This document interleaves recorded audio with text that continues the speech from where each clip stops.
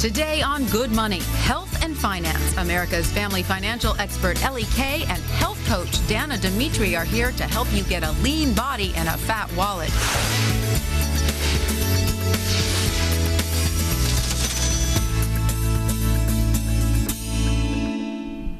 Hello, everyone. Welcome to Good Money, your trusted source for personal finance advice. I'm Tanya Rivero in New York. In today's economy, is it possible to eat healthy and stay on a budget? Finding the least expensive way to prepare healthy meals for your family can be challenging, but with the help of our two guests today, it may be easier than you think. So to kick the year off right with plans for a healthier, wealthier lifestyle, we're joined by Ellie Kay, America's family financial expert and author of The Little Book of Big Savings, and Tanya Rivero, a lifestyle coach and author of Change Your Habits, Change Your Life. Ladies, thanks so much for being with us today. Great to be here. Great to be with you today. So let's get right into it. You've got a list of tips for our viewers on what sorts of things and products to forego when it comes to getting a lean body but a fat wallet. The first tip you have for us is, you say, drink water. Simple. That's right, Tanya. We all know that water is great for our health, that we need it. But it's amazing. We get out to a restaurant, and the first thing we do is we order those sugar-laden drinks and full of caffeine. And the reality is we could be healthier by just continuing that good habit of drinking water when we're at a restaurant. And I know not only will we save calories, I'm sure Ellie will tell us we'll save lots of money. Is that true, Ellie? Well, of course. Yes, you are going to be able to save a lot of money. I mean, we have a family of 7. Whenever we eat out, you know, it's quite the event. And if each of us order water, that's about $2 a person. And even for a family of 4, eating out once a week, by ordering water alone, not only are you going to help your health, but you're going to save $416 every year by doing that. All right, that's an easy argument. I'm sold. Now, the next tip, you suggest portion control by splitting a larger meal with your partner or friend. That's a great idea. Absolutely.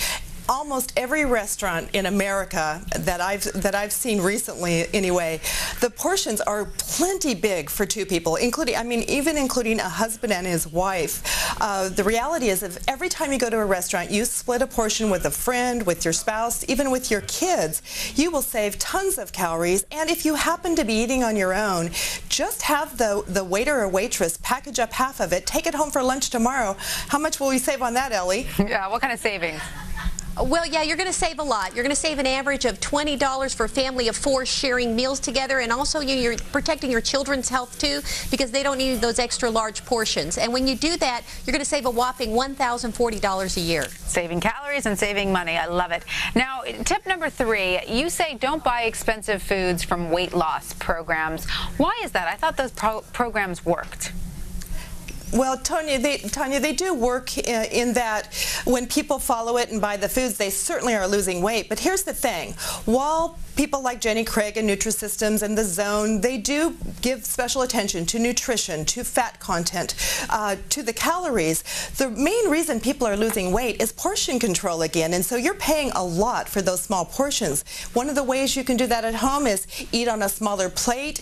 Just, eat a half a sandwich instead of a whole sandwich. I'm guessing we're going to save a lot of money there in light of that fact, as well as calories and fat. What do you say, Ellie? Well, you certainly are. You know, on the average, these foods cost about $150 a month over what you would normally pay on your regular menu. So if you make these yourself, then you can basically take, for example, a vegetable lasagna, make up a low-fat version of that, making sure that all the ingredients are non-fat or cut the sugar and so forth, but pay very special attention to how you make it, and then immediately take that and cut it up into portion control sizes and then freeze each portion. So you're kind of making your own, and by doing that, you're going to save a whole lot of dollars every single year. All right, we're going to move on from food now and talk about another category of expense, and that is beauty products, skin treatments. And you guys say just don't spend the money on pricey skin treatments. This is tough, though, because a lot of women are addicted to their beauty products.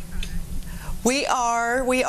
And we're hoping for the magic bullet and the perfect cure, but the truth of the matter is, what will make a much bigger difference and be much more economical in the long run is to really create your beauty from the inside out, which is good nutrition, lots of water like we already talked about. It hydrates your skin, it makes you healthy and vital, and my #1 beauty tip is omega-3 fatty acid supplements. It's the #1 thing that I've done. I'm 57 years old. I don't buy a lot of really expensive expensive products. I don't do a lot of expensive treatments, but I've taken a double dose of fish oil supplements for the last 10 years, and I think my skin is better than it was in my 40s. I'm hoping that continues. Well, you look fantastic.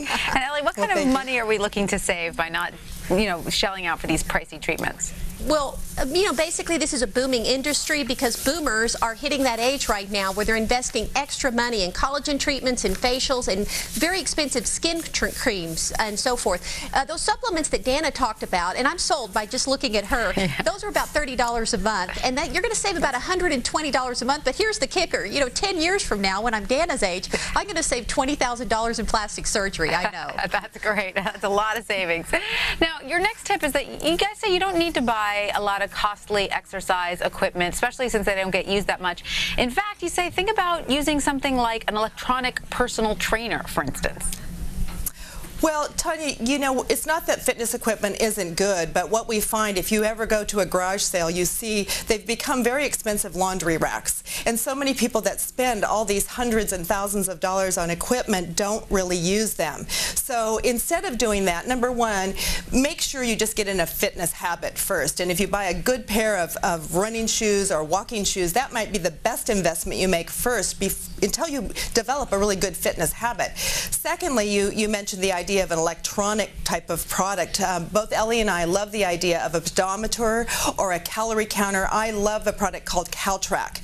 CalTrack tells you how many calories you burn all day long, no matter what you're doing, and it's like having a little personal coach on your waistband that's constantly prodding you on, giving you credit for moving, and it's a lot less expensive than an expensive treadmill or a personal trainer. Absolutely. What are we looking at to save with one of those, Ellie? Well, basically on both of those issues, you're going to spend $2,200 on the average for for some type of equipment that you're not going to probably use. If you go to playitagainsports.com, you'll find things that you can buy that are on consignment, and you're going to save $900 to $1,800. And on a personal trainer, you're going to save $7,980 a year. Those are some big bucks there. All right, ladies, Ellie Kay and Dana Dimitri, thank you both so much for your expertise.